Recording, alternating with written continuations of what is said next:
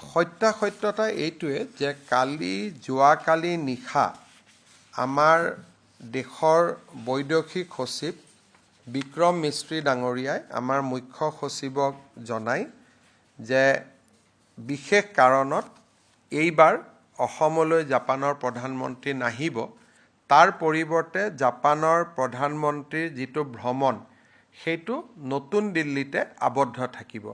আৰু তেওঁলোকে আমাক কৈছে যে পৰৱৰ্তী পৰ্যায়ত জাপানৰ ব্যৱসায়ীসকলক অসমলৈ লৈ অহাৰ বাবে তেওঁলোকে পৃথকে এটা দিন ঠিক কৰিব, কিন্তু প্ৰধানমন্ত্ৰীৰ ভ্ৰমণটো এইবাৰ অসমত নহ'ব। কাৰণটো তেওঁ আমাক জনোৱা নাই, গতিকে কাৰণখিনি আমি নিজে উলিয়াই ল'ব লাগিব। যিহেতু তেওঁলোকক কাৰণ সোধাটো প্ৰটোকলত নপৰে, যে যিহেতু ইয়াত জাপানৰ কথা জড়িত আছে, ভাৰতৰ কথা জড়িত আছে, তেওঁলোকক আমি কাৰণ নিশ্চিতভাৱে সুধিব নোৱাৰোঁ। গতিকে কাৰণখিনি আমি নিজেই নিজৰ ভিতৰতে আলোচনা কৰিব লাগিব। কিন্তু আজি মাত্ৰ ঘটনাটো হৈছে, গতিকে কাৰণখিনিৰ ফালে ময়ো ভালকৈ চোৱা নাই। যেতিয়া মই দিল্লীত যাম বা জয়শংকৰ ডাঙৰীয়াক লগ পাম, তেতিয়া কাৰণখিনি মুখামুখিকৈ সুধিব পাৰিম। কিন্তু আজিৰ মুহূৰ্তত কথা এইটোৱে যে ভাৰত চৰকাৰৰ বৈদেশিক পৰিক্ৰমা সচিব বিক্ৰম মিস্ত্ৰী ডাঙৰীয়াই যোৱাকালি ৰাতি প্ৰায় 10:30 বজাত আমাৰ মুখ্য সচিবক জনাইছে যে এৰাব নোৱাৰা কাৰণত প্ৰধানমন্ত্ৰীৰ ভ্ৰমণ এতিয়া অসমলৈ নহ'ব, নতুন দিল্লীত হ'ব। আৰু দ্বিতীয়তে তেওঁলোকে আমাক কৈছে যে কিন্তু ইনভেষ্টৰ যিটো মিট সেইটো এপ্ৰপ্ৰিয়েট সময়ত অসমত তেওঁলোকে অনুষ্ঠিত কৰিব।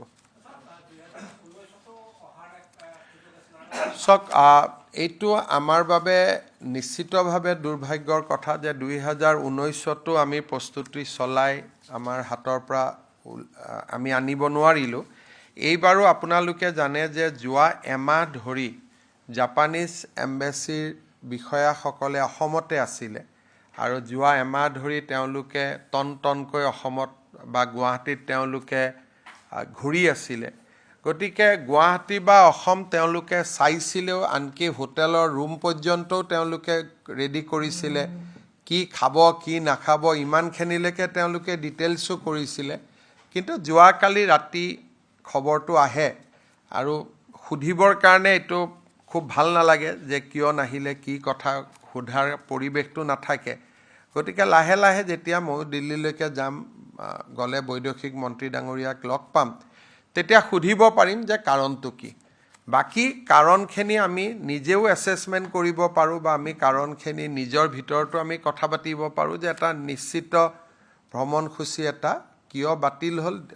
আমাৰ ৰাষ্ট্ৰীয় বাতৰি কাকততো কিবা কিবি ওলাই আছে, অসমতো কিবা কিবি ওলাই আছে, কিন্তু যিহেতু মই নিজে শুনা নাই বা মোক যিহেতু নিজেদি কোনেও কোৱা নাই, গতিকে মই তাক কাৰণ যি কথা পাতিছে চিফ ছেক্ৰেটাৰীৰ লগত পাতিছে, মোৰ লগত নিজেও পতা নাই। গতিকে মই ভবা নাই আৰু আজি মই ইচ্ছা কৰিয়ে জয়শংকৰ ডাঙৰীয়াক ফোন কৰা নাই। 2-3 দিন পিছত ফোনটো কৰি ল'ম। কিন্তু স্বাভাৱিকভাৱে চবৰেতো এটা মনত অলপ হ'লেওতো দুখ পাবই যে ইমান এটা ডাঙৰ ভিজিট অসমত হোৱা কথা আছিল। আৰু যিটো 50 মেম্বাৰ বিজনেছ ডেলিগেশ্যন সেইটো মাৰুতি চুজুকিয়ে লিড কৰা কথা আছিলে। গতিকে এইটো যে বহুত ডাঙৰ ভিজিট এটা আছিলে, কেনচেল হ'ল। কিন্তু মই ভাবোঁ ভাৰত চৰকাৰে নিশ্চিতভাৱে ইয়াতকৈ ডাঙৰ কিবা এটা অসমত কৰিব, সেইটোকে ভাবিব লাগিব। বা সেইটোকে প্ৰধানমন্ত্ৰীকো লগ পালে মই অনুৰোধ কৰিম যে ইয়াতকৈ ভাল কিবা এটা অসমত যাতে কৰে। এইটোতো সকলোতে মইতো আগতে আপোনালোকক কৈছিলোঁ যে ভাল ভিজিট এটা হোৱা কথা আছিলে, যদিও মই জাপান শব্দটো মুখেদি কোৱা নাছিলোঁ। কিন্তু এতিয়াতো আৰু কথাটো আমি জানিছিলোঁৱে যে জাপানৰ প্ৰধানমন্ত্ৰী অহা কথা আছিলে। এইবাৰ বতৰো ভাল আছিলে, গোটেই পৰিৱেশটো ভাল আছিলে, মই ভাবিছিলোঁ হৈ যাব, কিন্তু নহ'ল। আৰু গতিকে এইটো তেনেকৈ ইয়াততো আৰু আমি কৰিবলগীয়া একো কথা নাই যে আমিতো জাপানৰ লগতো ডাইৰেক্টলি কথা পাতিব নোৱাৰোঁ বা আমি প্ৰধানমন্ত্ৰীকো সুধিব নোৱাৰোঁ। গতিকে যি ধৰণে ভাৰত চৰকাৰে আমাক 2 লাইনতে জনাইছে যে এইবাৰ অসমত নহ'ব আৰু ভৱিষ্যতে অসমত তেওঁলোকে ছেম বিজনেছ ডেলিগেশ্যনটো অহাৰ এটা সুবিধা কৰি দিব।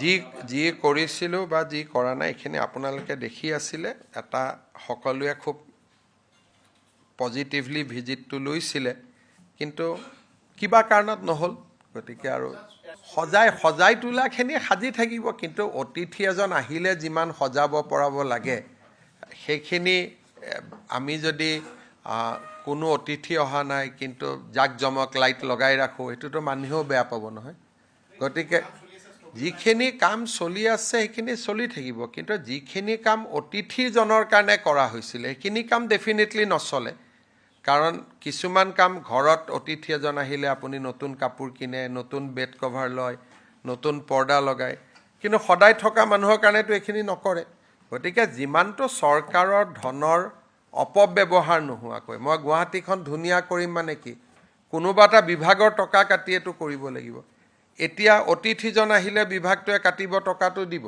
কিন্তু অতিথিজন নাহিলে কিয় কাটিব টকা দিব গতিকে যিমানটো হয় হ'ব কিন্তু অতিথিজন আহিলে যিখিনি এক্সট্ৰা হয় সেইখিনি নহ'ব নৰ্মেলখিনিতো চলি থাকিব সদায় চিধা সুধিলে চিধা উত্তৰ দিলোঁ ইমানতে বিষয়টো চেজ হৈ যায় মই কৈছোঁ যে ঘটনাখিনি গোটেই আমাৰ সন্মুখত আছে কোনোবাই ক'ব এইটো কাৰণে নহ'ল কোনোবাই ক'ব এইটো কাৰণে নহ'ল এই গোটেই কথাখিনি মই আপোনালোকক ক'ব পাৰিম যিদিনাখন মই জয়শংকৰ ডাঙৰীয়াৰ লগত ডিৰেক্টলি কথা পাতিব পাৰোঁ যেতিয়ালৈকে কথা নাপাতো মুখ্যমন্ত্ৰী এজনে আনভেৰিফাইড কথা কোৱাটো উচিত নহয় কিন্তু কি হয় গুৱাহাটীত কি নহয় বা অসমত কি হয় কি নহয় ডেফিনেটলি আমাৰতো সন্মুখতে আছে এইবিলাক আমিতো চকুৰ সন্মুখতে থাকে গতিকে সেইখিনিতো আমি নিজেও কিছুমান বস্তু কনক্লুজন ড্ৰ কৰিব পাৰোঁ কিন্তু মোৰ মুখেদি অফিচিয়েল তেতিয়াহে ওলাব যেতিয়া মোক বৈদেশিক পৰিক্ৰমা মন্ত্ৰীগৰাকীয়ে কয় নহ'লে আজি মই কম কালি যদি তেওঁলোকে কৈ দিয়ে যে কথাটো এইটো নাছিল গতিকে মই শুনা কথা ক'ব নাপায় মই ফাৰ্ষ্ট পাৰ্চনত জানি বুজিহে কথাখিনি ক'ব লাগে মোৰ সেইটোৱে দায়িত্ব কিন্তু এইটো মই কনফাৰ্ম কৰিছোঁ যে য়েছ ভিজিট হেজ বিন কেনচেল